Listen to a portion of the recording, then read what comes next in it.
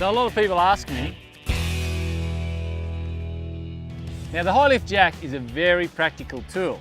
Now, high lift jack usually spends its time either chucked in the back of the trailer, in the back of the ute, or sitting up on top of your roof rack, locked into a set of brackets. Now that entire time that high lift jack is sitting there, it's either rusting, it's getting cop full of mud, cop full of dust, cop full of sand. And then when you need to go and use it that one time, it won't work. Now, the way the mechanism works is there's two pins here, and they need to go in and out. And they go in and out each one of these. So as you jack up, you see the pin goes in and out.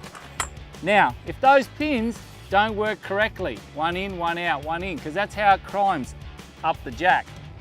Every time you pull the lever, the pin goes in, locks it in place, it moves up, and vice versa if you're going down.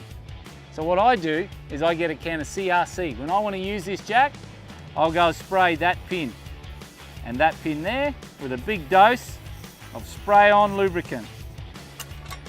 And you'll see that pin just popped out right then, purely and simply because I sprayed it. Now, each pin, as you can see, each pin is doing its thing. In, out, in, out. If that's the single most tip I could give you about four-wheel driving and using a high lift jack, mate, I'll tell you what, it'll save a lot of frustration.